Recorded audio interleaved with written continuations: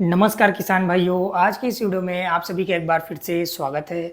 आज की इस वीडियो में हम बात करने वाले हैं धान में लगने वाले खरपतवार व उसके नियंत्रण के बारे में। धान में अक्सर देखा जाता है कि सांवा, नरजुआ, मोथा और चौड़ी पत्ती वाली खरपतवार अधिकतर हमें परेशान करती है, जिससे हमारा उपज तो कम होता ही है, साथ में हम उसके नियंत्रण के लिए जो भी खर्चे करते हैं उसमें हमारा जो उत्पादन का लागत है वो बढ़ जाता है। तो आज की इस वीडियो में मैं आपको बताने वाला हूं कि आप अपने धान के खेत में खरपतवार का नियंत्रण कैसे कर सकते हैं। चाहे आप धान की बुआई कर रहे हो, चाहे बिजाई कर रहे हो या फिर रोपाई कर रहे हो। तो चलिए इस वीडियो को स्टार्ट करते हैं और आगे बढ़ते हैं और देखते हैं कि हम धान के खरपतवार को किस तरह से नियंत्रण कर सकते हैं। तो धान के खरपतवार को नियंत्रण करने के लिए सबसे पहले आप अपने खेत को गहरी जुताई करा दें।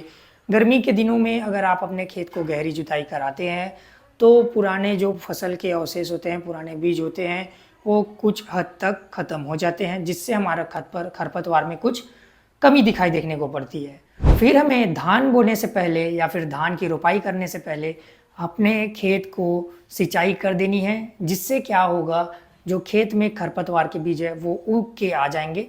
फिर उसमें हम अपना हर्बिसाइड का या फिर खरपतवार नाशी का स्प्रे लेके उस खरपतवार को ख़त्म कर सकते हैं। अगर आपके खेतों में खरपतवार हर साल बढ़ते जा रहा है, खरपतवार कंट्रोल नहीं हो रहा है, तो आप अपना फसल चक्र सुधारिए। फसल चक्र, क्रॉप रोटेशन लेना काफ़ी ज़्यादा ज़रूरी है। अगर आप धान के बाद फिर से धान ले रहे हैं या फिर धान के बाद गेहूँ ले रहे हैं, तो आप चौड़ी पत्ती वाले फसल जैसे कि मूंग है, चना है, इस सब की खेती कर सकते हैं, जिससे हमारा जो है खरपतवार में काफ़ी अच्छा नियंत्रण देखने को मिलता है। ये तो बात हो गई कुछ ट्रेडिशनल मेथड्स की, पारंपरिक तरीके की। चलिए अब चलते हैं केमिकल कंट्रोल पे, मतलब रासायनिक नियंत्रण पे, कि हम किस तरह से रासायनिक दवाइयों का हम उपयोग में ला के किस तरह से अपने खेत में खरपतवार को नियंत्रित कर सकते हैं। तो दवाइयों का नाम बताने से पहले मैं आपको ये बता दूं कि खरपतवार नाशक है या फिर हर्बिसाइड है, वो दो तरह के से होती है, वो दो तरह से काम करती है। एक हमारा होता है प्री इमरजेंस हर्बिसाइड, दूसरा हमारा होता है post emergence herbicide. Pre emergence herbicide उसे बोलते हैं जो हमारे खरपतवार उगने से पहले ही उसको कंट्रोल कर देते हैं, जिसको हम बुआई के 0 से 3 दिन या फिर 3 से 6 दिन के बीच उपयोग में लेते हैं। वहीं पोस्ट इमरजेंस हर्बिसाइड वो है जिसको हम खरपतवार के पत्तियों के ऊपर अप्लाई करते हैं, जिससे हमारा जो खरपतवार है वो उगने के बाद नियंत्रित हो जाता है। खरपतवार उगना जो है हमारे खेत में नियंत्रित हो जाता है। तो आज की इस वीडियो में मैं आपको ये दो तरह के खरपतवार या फिर हर्बिसाइड के बारे में बताने वाला हूँ, जिसका उपयोग में लेके आप अपने धान के खेत में अपने खरपतवार को कंट्रोल कर सकते हैं। तो चलिए सबसे पहले बात करते हैं pre emergence herbicide. Pre emergence herbicide को आप बुआई से पहले या फिर रोपाई से पहले उपयोग में ले सकते हैं। कैसे उपयोग में लेना है, कितनी क्वांटिटी में उपयोग में लेना है और केमिकल नाम क्या है और प्रोडक्ट नेम क्या है, चलिए मैं आपको बताता हूँ। तो सबसे पहला जो खरपतवार नाशक आता है जो कि धान में मुख्यतः यूज़ किया जाता है, वो है प्रेटिलाक्लोर। प्रेटिलाक्लोर बायर के रिफिट के नाम से आती है, जिसको हम 600 ml पर एकड़ यूज़ करते हैं।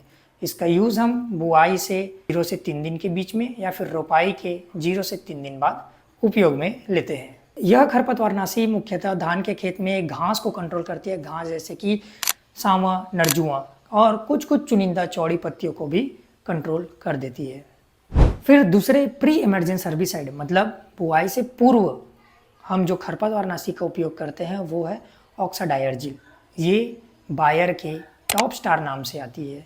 इसका जो डोज है वो है 40 ml पर एकड़ और ये मुख्यतः नैरो ग्रास, जो कि सकरी पत्ती वाले खरपतवार तथा चुनिंदा चौड़ी पत्ते वाले खरपतवार को कंट्रोल करती है। इसका उपयोग हम 0 से 3 दिन के बीच या 3 से 6 दिन के बीच कर सकते हैं।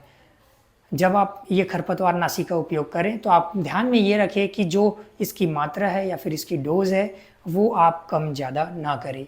फिर जो तीसरा खरपतवारनाशक का बारे में मैं आपको बताने जा रहा हूँ वो मुख्यतः मोथा और घास को कंट्रोल करती है। इसका जो नाम है वो है पायरेजोसल्फुरान, ये जो कि यूपीएल कंपनी के साथी नामक प्रोडक्ट के साथ आती है। इसको हम रेत के साथ मिला लेते हैं और जो अपने खेत में है उसका छिड़काव या फिर फैलाव कर देते हैं और एक परत का उसमें पानी हम दे देते हैं, ताकि जो इसका केमिकल कंपोजिशन है पायराजोसल्फुरान वो मिट्टी में अच्छी तरह से अवशोषित हो सके और जो उगने वाले खरपतवार हैं उसको अंदर ही मार सके, वो उग के ना आए। बात करें एक ऐसे खरपतवार के बारे में जिसके यूज से आप अपने खेत में जितने भी चौड़ी पत्ती वाले खरपतवार हैं उसको आसानी से और अच्छी तरह से कंट्रोल कर सकते हैं। ये मुख्यतः 2 केमिकल कंपोजिशन से बना हुआ है, मतलब ये खरपतवार नाशक का कॉम्बिनेशन है। वो कॉम्बिनेशन है ट्रेटिलाक्लोर 6% प्लस बेनसल्फुरान 0.6%, जो कि बायर के प्रीफिट एक्स्ट्रा के नाम से आती है। ये खरपतवार सारे ही चौड़ी पत्ती वाले खरपतवार के लिए काफ़ी कारगर है, जो कि अच्छे से ये खरपतवार को नष्ट कर देता है। इसकी मात्रा के बारे में बात की जाए तो इसे हम 400 ग्राम पर एकड़ यूज़ में ले सकते हैं। अब बात करते हैं पोस्ट इमर्जेंस सर्बिसाइड के बारे में। पोस्ट इमर्जेंस सर्बिसाइड मतलब फसल उगने के बाद या फिर खरपतवार उगने के बाद हम कौन सा खरपतवार यूज़ में ले सकते हैं और अपने खरपतवार को कंट्रोल कर सकते हैं। तो सबसे पहला जो खरपतवार नाशक आता है वो है बिसपारेबिक सोडियम 10% SC। यह खरपतवार एडामा कंपनी के नार्किस नाम से आता है तथा बायर कंपनी के एडोरा नाम से आता है। ये खरपतवार मुख्यतः मोथा नरजुआ को कंट्रोल करता है। इसकी मात्रा के बारे में बात की जाए तो इसे हम 100 ग्राम पर एकड़ यूज में लेते हैं, जिसको हम धान की फसल में बुआई के 20 से 25 दिनों के बाद में यूज करते हैं। अगर आप अडामा कंपनी का नार्किस यूज कर रहे हैं तो इसको आप 100 ml पर एकड़ ले सकते हैं। वहीं अगर आप बायर कंपनी का एडोरा यूज कर रहे हैं तो आप 80 ml पर एकड़ ले सकते हैं।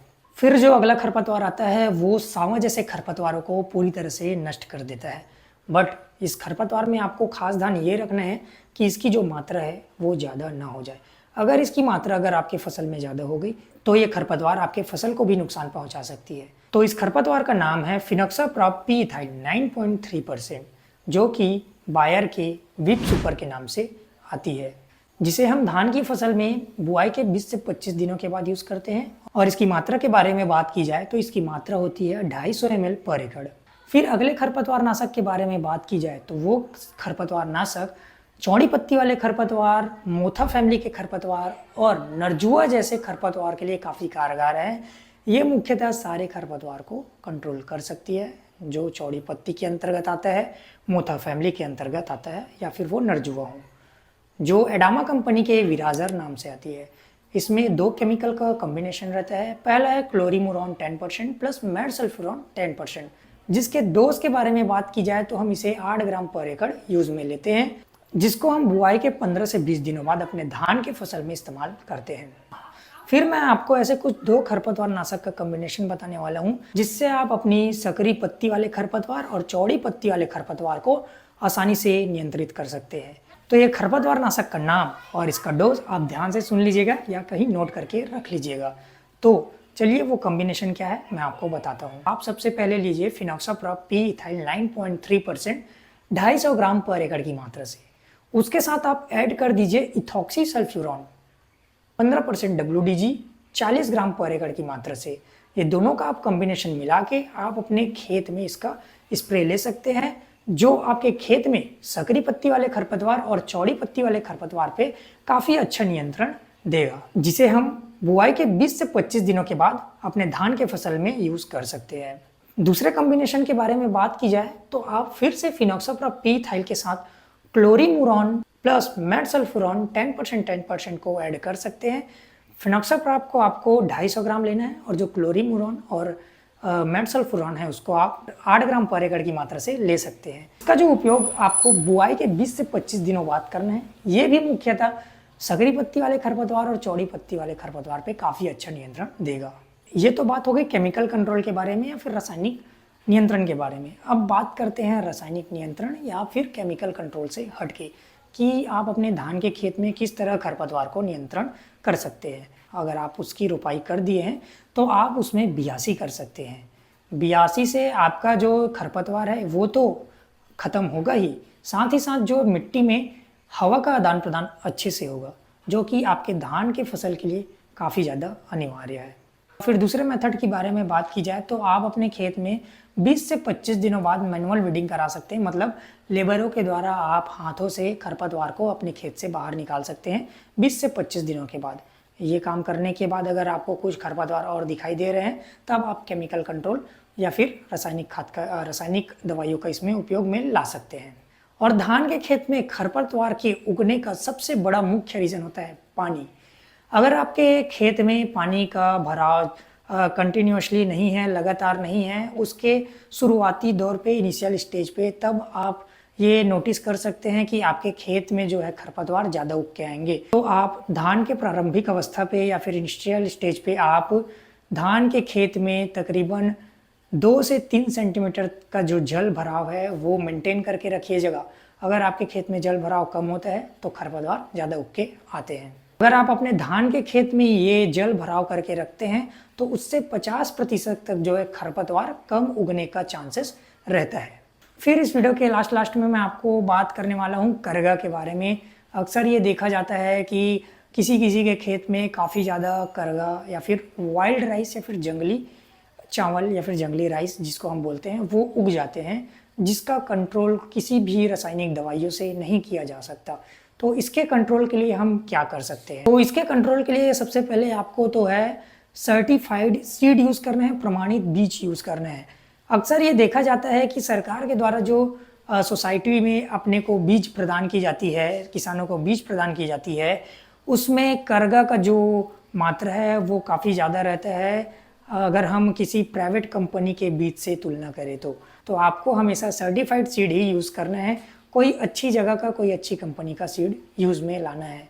वहीं अगर आपके खेत में करगा का जो संख्या है वो काफ़ी ज़्यादा बढ़ गया है, उसको आप अब कंट्रोल नहीं कर पा रहे हैं या फिर कंट्रोल अब वो हो नहीं सकता, तो उसके लिए आप जो पर्पल कलर की धान की वैरायटी आती है उसका उपयोग करें। जिसकी वैरायटी के बारे में बात करें तो मुख्यतः श्यामला नाम की वैरायटी आती है, जिसको आप अपने खेत में 2 से 3 सालों के लिए उत्पादन में ले सकते हैं, जो कि आपके खेत में करगा को ये काफ़ी हद तक नियंत्रण कर सकती है। इस तरह के कुछ मेथड्स को आप यूज़ करके, चाहे वो केमिकल मेथड हो या फिर मैकेनिकल मेथड हो या फिर ट्रेडिशनल मेथड्स हो, ये सब का यूज़ करके आप अपने खेत में खरपतवार का नियंत्रण कर सकते हैं और आप अपने खेत को खरपतवार से मुक्त कर सकते हैं या फिर उत्पादन बढ़ा सकते हैं। अगर आपको ये वीडियो अच्छी लगी हो, इस वीडियो से कुछ जानकारी मिली हो, तो इस वीडियो को लाइक, शेयर एंड सब्सक्राइब ज़रूर करना और इस वीडियो को जितना ज़्यादा हो सके किसान भाइयों तक ज़रूर शेयर करना, ताकि उनको खरपतवार के बारे में कुछ पता लग सके और वो अपने खेत में खरपतवार को कंट्रोल कर सकते हैं। ऐसे ही जानकारी के साथ मिलते हैं अगले वीडियो पे, तब तक के लिए बनिए रहेगा मेरे साथ। धन्यवाद।